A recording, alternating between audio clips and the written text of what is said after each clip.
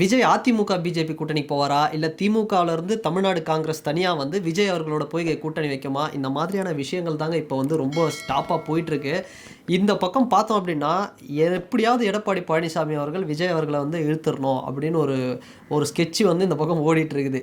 அதுக்கு காரணம் இப்போ ரீசென்ட்டா நடந்த இந்த கொடி மேட்ரு இதெல்லாம் வந்து நாமக்கல்ல நம்ம பார்த்துருப்போம். அதாவது பிள்ளையார் சொல்லி போட்டாங்க டிவிக்கே அப்படிங்கிற மாதிரிலாம் சொல்லிட்டு இருக்காரு.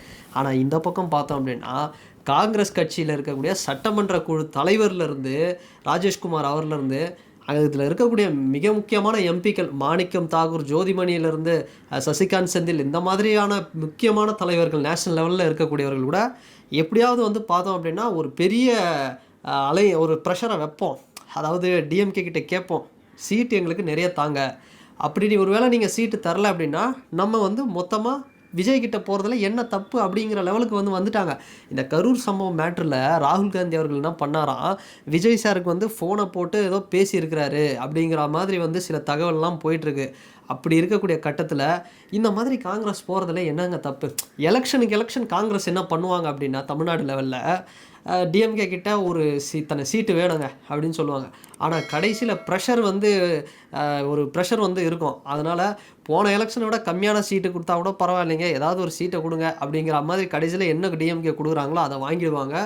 ஆனால் எந்த ஒரு சேதமும் வராது. காங்கிரஸ் அவங்க வந்து அப்படியே அந்த ஒரு அலைன்ஸில் பெரிய லெவலில் வின் பண்ணுவாங்க. அது டிஎம்கேவுக்கும் நல்ல ஒரு சப்போர்ட்டிவாக இருக்கும். அதில் இருக்கக்கூடிய எம்பிக்களுக்கும் பார்த்தோம் அப்படின்னா பெரிய லெவலில் ஒரு ஒரு கெயின் இருக்கும். ஆனால் இந்த வாட்டி என்னென்னா குறிப்பாக விஜய் அவர்கள் வச்ச ஒரு கருத்து தாங்க என்னென்னா, ஆட்சியிலும் பங்கு அதிகாரத்திலும் பங்கு அப்படிங்கிற மாதிரி ஒரு வார்த்தையை வச்சது தான் இப்போ டிஎம்கே காங்கிரஸுடைய கூட்டணியில் ஒரு கட்டத்தில் ஒரு விரிசல் வந்துடுமோ, அப்படி ஒரு விரிசல் வந்தால் காங்கிரஸ் வந்து வெளியே போயிடுமோ அப்படிங்கிற மாதிரி ஒரு இதை வந்து உருவாக்கியிருக்காங்க.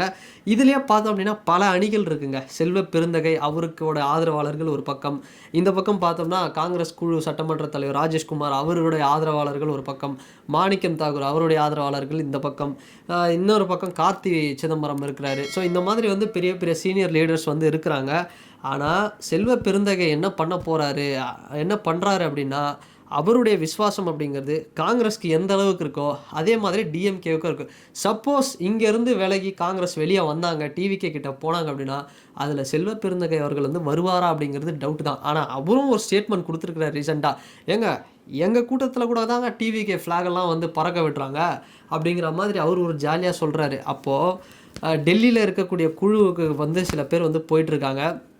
இந்த மாதிரி ராகுல்ஜி கிட்டேயும் சோனியா காந்தி அவர்கள்கிட்டையும் போயிட்டு இந்த மாதிரி விஜய் அவர்களை பற்றி இது மாதிரி சொல்கிறது, எப்படியாவது டிவிக்கு அலைன்ஸ் வந்து ஃபார்ம் பண்ணலாமா அப்படிங்கிற பேச்சுவார்த்தையும் போயிட்டுருக்கு. ஸோ அந்த வேலைகள் வந்து ஒட்டுமொத்தமாக பார்த்தோம் அப்படின்னா காங்கிரஸில் இருக்கக்கூடிய தமிழ்நாடு லெவல் சீனியர்ஸ் எல்லாருமே வந்து பண்ணிகிட்ருக்காங்க. ஆனால் இதில் செல்வ பெருந்தகை அவர்கள் என்ன மாதிரியான வேலை வந்து பண்ண போகிறாரு அப்படிங்கிறது தான் அட் த எண்டு வந்து அவர் டிஎம்கேல இருப்பாரா, இல்லை காங்கிரஸ்லேயே தொடருவாரா, இல்லை மாநில தலைவராக இருப்பாரா, இந்த மாதிரியான ஒரு இன்ட்ரெஸ்டிங்கான மேட்டர்லாம் போயிட்டுருக்கு. இப்போ ஆதவ் அர்ஜுனா அவர் வந்து பார்த்தோம்னா கொஞ்சம் சைலண்ட்டாகவே இருக்கிறாரு. ஆனால் அவரோட பிளான் என்ன அப்படிங்கிறது இன்னும் யாருக்கும் பெருசாக தெரில. ஆனால் ஒரு விஷயம் போயிட்டுருக்குதுங்க, சவுகு சங்கர் கூட ரீசெண்டாக சொல்லியிருப்பார், ஆதவ் அர்ஜுனா காங்கிரஸை எப்படியாவது வந்து கூட்டிகிட்டு வரணும், டிவிகேவோட ஒரு அலைன்ஸ் ஃபார்ம் பண்ணணும் அப்படிங்கிற மாதிரி சில வேலையெல்லாம் பண்ணிகிட்ருக்கிறாரு.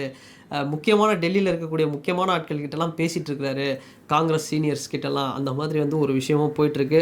ஸோ அதனால் இது என்ன ஆகும் அப்படிங்கிறது நம்ம கணிக்கவே முடியாதுங்க. சப்போஸ் ஒரு வேளை பிஜேபியும் ஏடிஎம்கேவும் ஸ்ட்ராங்கான ஒரு அலைன்ஸில் இருந்தாங்கன்னா அந்த கூட்டணியில் கண்டிப்பாக விஜய் போகமாட்டார் அப்படிங்கிறது தெரிஞ்சிருச்சு. இதன் மூலயமா டிஎம்கே ஒரு வேளை டிஎம்கேவுக்கு ஒரு அழுத்தம் வச்சு டிஎம்கே சரியான சீட்டு தரலை அப்படின்னா கண்டிப்பாக காங்கிரஸ் வந்து டிவிகேவுக்கு வருவாங்க அப்படிங்கிறதும் வந்து இங்கே தெரிஞ்சிருச்சு. அப்படி ஒரு வேளை நடந்துச்சு அப்படின்னா இது வந்து ஒரு பிளாஸ்டாக இருக்குங்க. உண்மையாக வந்து ஒரு சூப்பராக இருக்கும் அப்படின்னு தான் நான் சொல்லுவேன். ஏன்னா ரெண்டு பேருமே யங் லீடர்ஸ், ராகுல்ஜி அண்டு விஜய். ஸ்டேட்டில் பார்த்தோன்னா விஜய் அவர்கள், நேஷ்னல் லெவலில் ராகுல்ஜி, ரெண்டு பேருமே ஒரு பெரிய ஒரு லீடர், எமர்ஜி ஒரு ஃபேம் அப்படிங்கிறது இருக்குது. இதை தாண்டி உள்ளுக்குள்ளே இருக்கக்கூடியவர்கள் கார்த்திக் சிதம்பரம் இருக்கிறார் பார்த்தீங்களா, அவர் பல காலமாகவே விஜய் அவர்களுடைய அரசியல் அந்த வருகைக்கும் சரி வந்ததுக்கப்புறமும் சரி ஒரு பெரிய வெல்கம் பண்ணிட்டு தான் இருக்கிறாரு, விஜய் அவர்கள் போன்றவர்கள்லாம் வரணும் அப்படின்னு. ஸோ அவர் மாதிரி ஆட்கள்லாம் வந்து பார்த்தோம்னா விஜய் சாருக்கு வந்து ஒரு சப்போர்ட்டிவாக வந்து சில விஷயங்கள்லாம் எடுத்து பேசும்போது, ஏன்னா அந்த மனுஷன்லாம் நிறைய டேட்டாவோட பேசுவார். ஏன்னா அவங்க அப்பாவும் பெரிய ஆள், இவரும் வந்து நல்லா படித்தவர், நல்ல டேட்டாவோட பேசுவார். அண்டு மாணிக்கம் தாகூர் போன்ற எம்பி அவருக்கெலாம் பார்த்தோம்னா ஒரு பெரிய செல்வாக்கு இருக்குது அந்த சவுத் சைடில், அந்த சவுத் ஈஸ்ட் ரீஜன் தமிழ்நாட்டில் பெரிய ஒரு செல்வாக்கு இருக்குது. ஸோ இதை தாண்டி நம்ம கேஎஸ் அழகிரி இருக்கார் பாருங்க, அழகிரி முன்னாள் காங்கிரஸ் தலைவர், அவர்லாம் வந்து பார்த்தோம்னா பெரிய ஒரு லீடு எடுத்து பண்ணிகிட்ருக்கிறாரு. இதில் எப்படியாவது வந்து நம்ம வந்து நம்மளுடைய ரெஃபரன்ஸை வந்து நம்ம அங்கே வைக்கணும், தலைமைக்கு வந்து நம்ம சொல்லி புரிய வைக்கணும் அப்படிங்கிற மாதிரி அவரும் ஒரு பக்கம் வந்து பண்ணிகிட்ருக்கிறாரு. ஸோ இந்த மாதிரி செல்வ பெருந்தகை அவர்லேருந்து ஆரம்பித்து அழகிரியிலேருந்து எல்லாருமே இருக்கக்கூடிய காங்கிரஸில் இருக்கிறவங்க எல்லாருமே இறங்கி வேலை பார்த்துட்ருக்குறாங்க. ஒன்று இந்த வாட்டி நம்ம எப்படியாவது இதை கெஞ்சிட்ருக்கிற வேண்டிய வேலையே இல்லை. ஒன்று டிஎம்கே கிட்ட வந்து நம்ம ஸ்ட்ராங்காக வைக்கணும், ஆட்சியிலும் பங்கு அதிகாரத்திலும் பங்கு, அவ்வளோதான். நாங்கள் ஒரு நேஷ்னல் பார்ட்டிங்க, நாங்கள் வந்து சும்மாலாம் வந்து கேட்டுட்ருக்க முடியாது. நீங்கள் கொடுக்குறீங்களா இல்லையா, அதிக சீட் தருவீங்களா மாட்டிங்களா, இல்லைனா நாங்கள் அங்கே போகிறோம், அங்கே வந்து விஜய்கிட்ட வந்து நாங்கள் 80-100 கூட நாங்கள் வந்து சீட்டு டிமாண்ட் பண்ணுவோம், 100 சீட்டு கேட்டால் கூட வந்து தரதுக்கு தயாராக இருக்கிறாங்க அப்படின்ற ஒரு கட்டத்தில் வந்து போயிட்டுருக்காங்க. இப்போது காங்கிரஸ் வந்து நீங்கள் நல்லா ஒரு விஷயம் பாருங்கள், காங்கிரஸ் போச்சு அப்படின்னா நேஷ்னல் லெவலில் காங்கிரஸ் வந்து பெரிய பார்ட்டி. அப்போது இருக்கிற குட்டி அலைன்ஸ், அந்த லெஃப்ட் அலைன்சஸ்லாம் வந்து பார்த்தோம்னா கொஞ்சமாக அப்படி உடஞ்சி காங்கிரஸ் பக்கம் வந்தாங்க அப்படின்னா டிவிகே அலைன்ஸ் வந்து ரொம்ப ஸ்ட்ராங் ஆகிடுங்க. தமிழ்நாட்டில் இது வரைக்கும் சந்திக்காத ஒரு மும்முனை போட்டி அப்படின்னு சொல்லலாம். சீமான் அவர்கள் எந்த கூட்டணியில் வரப்போகிறாருன்னு தெரில, இல்லை ஒரு தனிச்சு தான் நிற்பேன் அப்படின்னு வரா, அதெல்லாம் வந்து நமக்கு தெரியல. பட் ஒரு மிகப்பெரிய அலைன்ஸ் சூப்பராக இருக்கும். அப்படி வருகையில் இந்த பக்கம், அதாவது ஒருவேளை விசிகே போச்சு அப்படின்னா பாட்டாளி மக்கள் கட்சி யோசிச்சுட்டு இருக்கிறாங்க, இந்த பக்கம் போகலாமா இல்லை திமுக பக்கம் போகலாமா இல்லை பிஜேபி பக்கம் போகலாமான்ற சண்டை அப்படிங்கிறது, அப்பா மகன் மோதல் அப்படிங்கிறதும் ஒரு பக்கம் போயிட்டுருக்கு.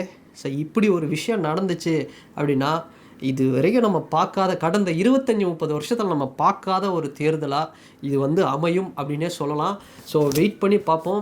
நாளுக்கு நாள் ரொம்ப இன்ட்ரெஸ்டிங்காக இருக்குங்க. இந்த ஜனநாயக திருவிழா அப்படிங்கிறது, இந்த தேர்தல் 2026 சட்டமன்ற தேர்தல் அப்படிங்கிறது ரொம்பவே ஒரு இன்ட்ரெஸ்டிங்கான ஒரு விஷயமாக வந்து போயிட்டுருக்கு. ஸோ அந்தளவுக்கு திருப்பு முனை, இது வரைக்கும் இல்லாத திருப்பு முனை. விஜயகாந்த் அவர்கள் வந்தார், ஏதோ ஒரு 2011 ஒரு திருப்பு முனையை வந்து வச்சார், எல்லாமே நல்லா தான் இருந்துச்சு. அவருக்கும் அதில் ஒரு கெயின் இருந்தது, ஏடிஎம்கேவுக்கும் ஒரு நல்ல கெயின் இருந்தது. அதுக்கப்புறம் மக்கள் நல கூட்டணி அப்படி இப்படின்னு எல்லாமே உடஞ்சி போச்சு. ஸோ என்ன ஆகும் இப்போ தேமுதிகலாம் பார்த்தோம்னா, என்னதான்டா நடக்குதுங்க, என்ன முடிவு எடுக்கலாம் அப்படிங்கிற மாதிரி ஆகிட்டுருப்பாங்க. நம்ம ஒரு பிளான் பண்ணால் அது ஒரு பக்கம் போயிட்டுருக்கு. அப்போது காங்கிரஸ் இப்படி வெளியே வந்தாங்கன்னா நம்ம திமுக கிட்டே போனாலும் நம்மளுக்கு திமுக நிறைய சீட் தருவாங்க. அப்போ காங்கிரஸ் வந்து இந்த பக்கம் வந்து ஒருவேளை நம்ம காங்கிரஸ் டிவிக்கு அலைன்ஸில் போனாலும் நம்மளுக்கு நிறைய சீட் தருவாங்க, பிஜேபி ஏடிஎம்கே அலைன்ஸில் போட்டாலும் நம்மளுக்கு வந்து நிறைய சீட் தருவாங்க. இப்போ இந்த மாதிரி பார்ட்டிஸ்க்கு தான் வந்து அடிச்சுதுடா ஜாக் பாட் அப்படிங்கிற மாதிரி இருக்கும் தேமுதிக மாதிரியான கட்சிகளுக்கு தான். ஏன்னா அவங்க வந்து எல்லா தரப்புமான மக்களுக்கு எல்லா அலைன்ஸ்லேயும் வந்து அவங்க வந்து தேவைப்படுவாங்க. அப்படிங்கும்போது அவங்களுக்கு தான் வந்து ஒரு பெரிய லக்கு. இது மாதிரி ரொம்ப இன்ட்ரெஸ்டிங்காக இருக்க போதுங்க அடுத்தடுத்த நகர்வுகள். இப்போ வந்து விஜய் அவர்கள் மண்டே போயிட்டு கரூருக்கு போகிறாரு, அந்த சம்பவ இடத்துக்கு போயிட்டு வந்ததுக்கப்புறம் டிவிகேல இன்னும் சில அதிரடியான முடிவுகள்லாம் வந்து எடுக்க போகிறாங்க. எடுத்ததுக்கப்புறம் அலைன்ஸு இது வேறு லெவலில் இருக்க போகுது இந்த தமிழ்நாடு பாலிடிக்ஸ் அப்படிங்கிறது. ஸோ நம்ம வெயிட் பண்ணி பார்ப்போம். ஸோ காங்கிரஸ், யாராவது காங்கிரஸ் சப்போர்ட்டர்ஸ் இருந்தீங்கன்னா, தமிழ்நாடு காங்கிரஸ் உங்களுடைய கருத்துக்களை கமெண்ட் செக்ஷனில் அடித்து காட்டுங்க, எது பெருசு அப்படின்னு, எந்த அலைன்ஸ் போகலாம் அப்படின்னு. ஸோ நீ எந்த பக்கம் இருந்தால் நல்லாயிருக்கும் தமிழ்நாடு காங்கிரஸ். காமராஜர் அவர்களுடைய காலத்துலேயும் அதுக்கு முன்னாடியும் அதுக்கப்புறமும் கூட ஒரு மிகப்பெரிய எழுச்சியில் இருந்த ஒரு காங்கிரஸ் தமிழ்நாடு லெவலில் இன்றைக்கி அப்படியே டிகேட் ஆக ஆக ஆக கொஞ்சம் டிக்ளைன் ஆனது அப்படிங்கிறது நம்ம அதை ஒத்துக்கிட்டு தான் ஆகணும், எவ்வளோ பெரிய தலைவர்கள் அங்கே இருந்தாலும் கூட. பட் காங்கிரஸ்க்கு இது ஒரு மிகப்பெரிய எழுச்சியாக இருக்குமா? 2029 இப்போ நடக்க போகிற இந்த 2026 எலெக்ஷன் தமிழ்நாடுடைய காங்கிரஸோடைய பிரதிபலிப்பு அப்படிங்கிறது, இந்த ரிசல்ட் அப்படிங்கிறது 2029 அது வந்து பெரிய லெவலில் ஒரு ரெஃப்ளெக்ட் ஆகும். ராகுல் காந்தி மேபி அவர் பிரைம் மினிஸ்டர் ஆனார்னா கூட இந்த ஒரு வெற்றி அப்படிங்கிறது பெரிய லெவலில் அது வந்து ஒர்க் அவுட் ஆகும். ஸோ அப்படி காங்கிரஸுடைய எழுச்சி மீண்டும் எழுச்சி பெறுமா அப்படிங்கிறத உங்களுடைய கருத்துக்களை மறக்காமல் கமெண்ட் செக்ஷனில் அடித்து காட்டுங்க. அண்ட் வேறு ஒரு வீடியோவில் வேறு ஒரு கான்டென்ட்டில் நான் உங்களை பார்க்குறேன். பாய்.